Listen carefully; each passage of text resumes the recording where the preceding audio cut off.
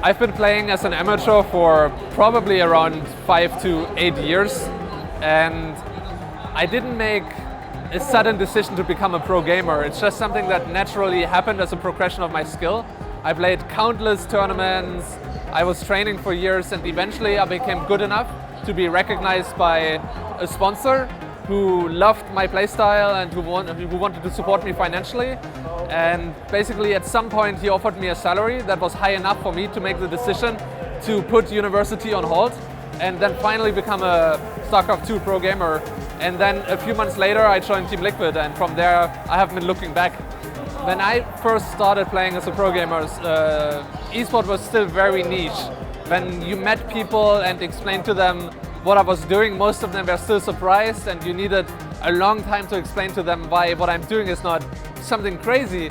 But nowadays most people already know at least a little bit what esport is. There has been many documentaries in mainstream media, and I feel like it has kind of normalized. Esport just is another part of competition nowadays, another part of the media environment, and it's just completely normal now.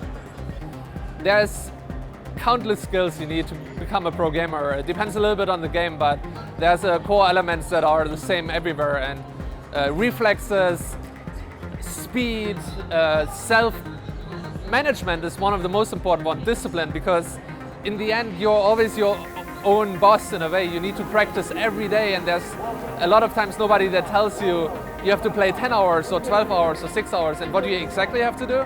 So you need to become your own man in the sense that there's always something you can improve every single day, and when you start slacking then your results are going to go down very quickly because there's thousands of other people that want to have the job you have. So you need to keep going, and you need to give it your all every day.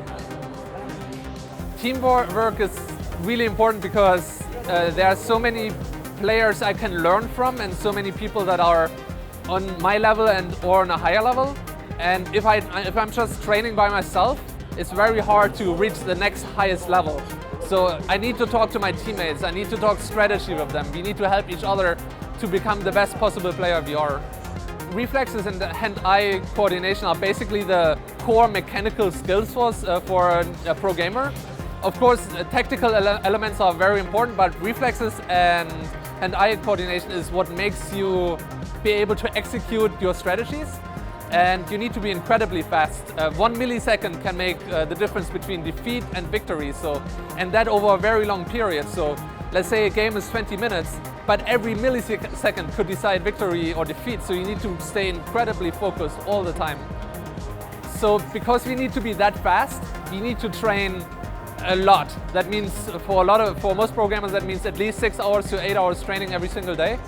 Because if you need to think about every single tactical decision consciously, it's impossible to be that fast. So you need to train that much so it becomes intuition. You need to be able to subconsciously decide what is the right call, what is the wrong call. And then it becomes that, it's almost like playing an instrument. You don't consciously decide all the time what the next note is you're gonna hit. You just do it because it's becoming your nature. Well, I think mouse accuracy is something that is a skill that is just being honed over decades of playing video games. I mean, I started playing strategy games when I was 3 years old, and I was basically born with the mouse in my hand. So there's a lot of people that ask, how can I improve my mouse precision? But I don't feel there's a shortcut to it. You just need to be playing for 10 plus years to become better and more precise all the time. Over the past 10 years, esports has been growing exponentially, basically, and I don't really see that stopping anytime soon. I think over the next 10 years, we're going to keep growing in a ridiculous fast pace, and basically, we're going to be equal to the big sports, basketball, football, soccer, and I think, yeah, we're going to take an equal place to that. And interestingly, I mean, esports is always that term that stands above, but esport really is many different categories, right? And I think we are reaching a point where even the mainstream media is aware that esport is not just one thing, but that basically there is our basketball, there's our soccer, and soon we are reaching a stage where people are not only aware of the phenomenon esport, but about the single categories as well, even in mainstream media. If you are an amateur who wants to become a pro gamer one day, I just have really one advice: keep at it. You just need to play in as many amateur tournaments as possible. You need to train every single day. You need to take care of yourself physically and mentally. Most pro gamers you're gonna see, they're in pretty okay shape. They're not gonna be athletes, but they take care of themselves because it's extremely stressful, and it's nothing you can take as a secure career path. You can't decide to become a pro gamer, but if you keep at it, if you're good, maybe eventually you're just gonna become good enough. But it's a gamble, and not everybody has what takes it to become a pro gamer. But if you put in the work, you can become a pro gamer. Hey, this is TLO. I'm a SC2 player for Team Liquid here at Dream and Godstam.